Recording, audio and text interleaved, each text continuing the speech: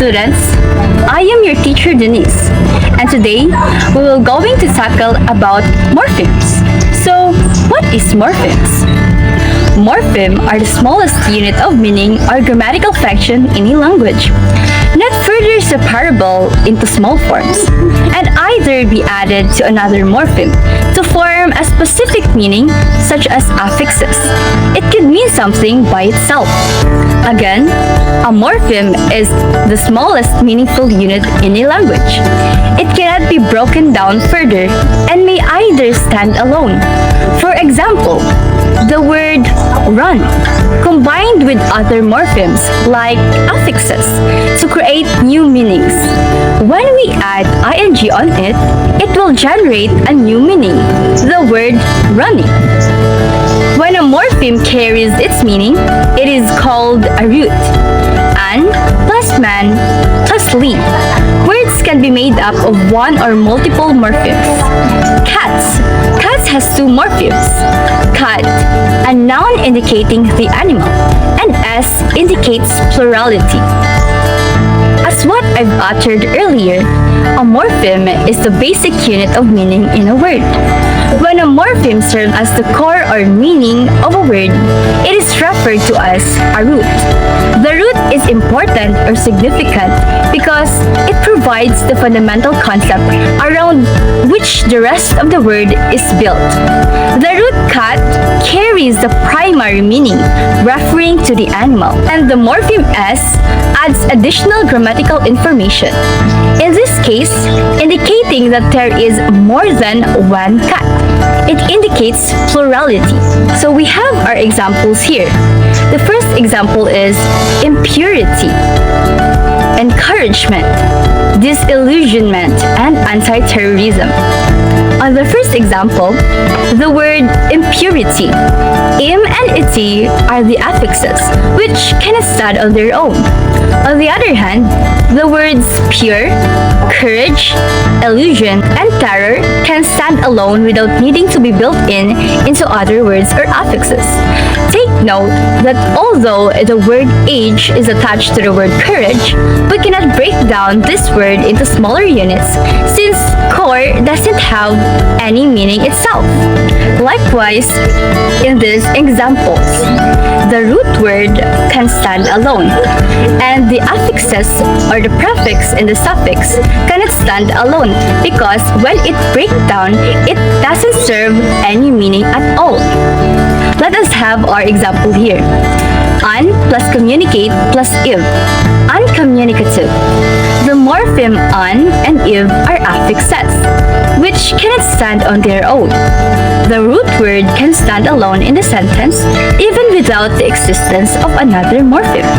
Take note that you cannot divide a morpheme without losing its meaning. Any further division would strip it of its functional value. Hello class, it's me again, your teacher Denisse.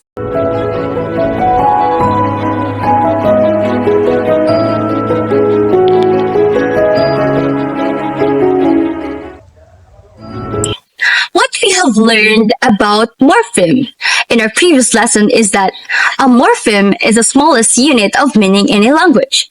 Every word is made up of one or more morphemes. We have two types of morphemes, the free morpheme and the bound morpheme. Free morpheme versus bound morpheme. Free morpheme are those that can stand on their own, whereas bound morpheme are those that cannot stand on their own. A free morpheme can stand alone as a complete word.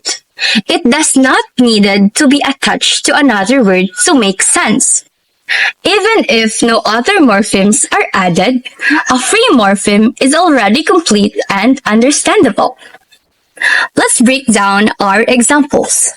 Run, chair, sleep, and house.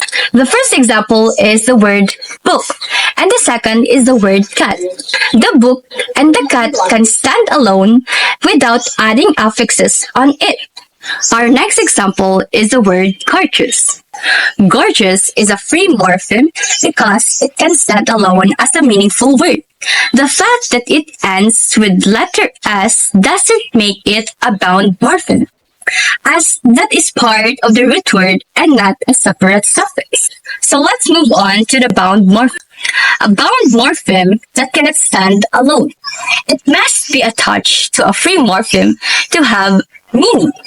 What are affixes? Affixes are morphemes that attach to a root word or base to modify its meaning or grammatical function. Examples are the prefixes, suffixes, and infixes. The examples of affixes are re, ing, li, nas, less, full, miss, able, this, and on. What do you think is the bound morpheme in the word writing?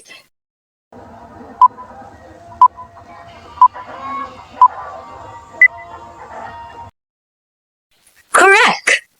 The ing. Right is added by the suffix ing to form the word writing. And now, we were able to identify the difference between free morpheme and the bound morpheme. I hope that you've learned a lot from our lessons about morphemes. See you again next time! Good morning, everyone. I am Denisse Aleah Ancajas, and I am your teacher for today. I am assigned to discuss about conjunctional phrase. What is conjunctional phrase? A conjunctional phrase is a pair of words that functions as a conjunction, connecting words, phrases, or clauses. It is a syntactic structure that conducts the function of a conjunction. These phrases emphasize relationships such as addition, contrast, condition, or comparison. A conjunctional phrase is a group of words that acts as a conjunction and connecting ideas in a sentence. These phrases shows relationship like addition, as well as contrast, on the other hand, or condition, like as long as. They help make sentences clear and organized. Let us wrap up the types of conjunctional phrases. First example, either and or. It shows a choice between two options. The first example, either you study hard or you risk failing the exam. The conjunctional phrase are either and or.